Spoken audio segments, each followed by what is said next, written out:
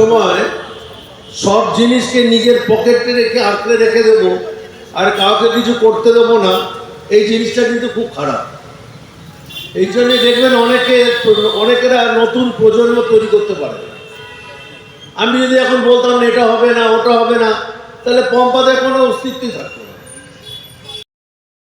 বাগদেবীর আরাধনায় ব্রতী আমহার street Vidyasagar Memorial society 34তম বর্ষে বাগিসা বরণে পৌরমাতা সোমা চৌধুরী ও word সভাপতি পিয়াল চৌধুরী বৃহস্পতিবার ফিতে কেটে ও প্রদীপ প্রজ্বলন করে পুজোর শুভ সূচনা করেন পৌরমাতা সোমা চৌধুরী। এই দিন মঞ্চ থেকে সমাজ গড়ার কারিগর অর্থাৎ শিক্ষকদের সংবর্ধনা প্রদান করা হয়।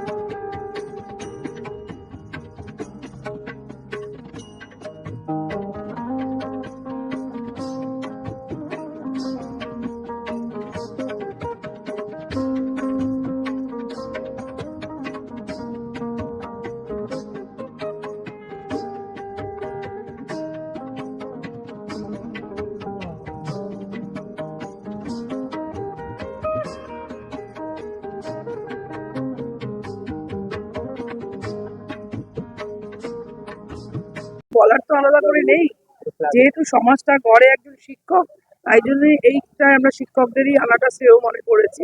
নর্মালি অনেকেই থাকে, কিন্তু এই বছর অপেক্ষিত অনেকটাই ছোট, কারণ যে রাজ্যের অসহিষ্ণুতা চলছে তাতে আর আমরা বেশি নেতামন্ত্রীর ভিড় করিনি। এই আর কত বছর ধরে চলছে একটু সামাজিক কাজ, যেটা পুজো মাত্রে কিন্তু সামাজিক কাজের সাথে যুক্ত থাকবে। না, এই বিদ্যাসাগর মেমোরিয়াল যে এই ক্লাবটি, এটি বিভিন্ন অনুষ্ঠানের সঙ্গে যুক্ত থাকে। সারা বছরই রক্তদান, বিভিন্ন রকমের অনুষ্ঠান, আঁকা প্রতিযোগিতা, কম্বল দান সবকিছুই করে। এরকম সব মেলা, খেলা, সরস্বতী পুজো সবকিছুই থাকে, পুজো থাকে বিভিন্ন। তো ওইরকম ভাবেই সমাজের সঙ্গে প্রতিনিয়ত মানুষের সাথে থাকা, মানুষের পাশে থাকার চেষ্টা করা হয়, এবং আমরাও সর্বোপরি চেষ্টা করি যতটা পারি। তো এটাই আর কি। আজকে সরস্বতী পুজো একটা বাঙালির একটা ভীষণ আবেগের দিন, কারণ সরস্বতী পুজোটা একটা নস্টালজিক দিন। যাই হোক, আর যাই নেই চলবে, এখন 3 দিন সরস্বতী পুজো নিয়ে আনন্দ। মায়ের কাছে কি প্রার্থনা করবে? মাকে একটাই বলবো, যে মা তো শুধু বিদ্যারও বুদ্ধিরও, যে মানুষকে সুবুদ্ধি দাও, মানুষ সমাজ গড়ে উঠুক, এটাই মার কাছে।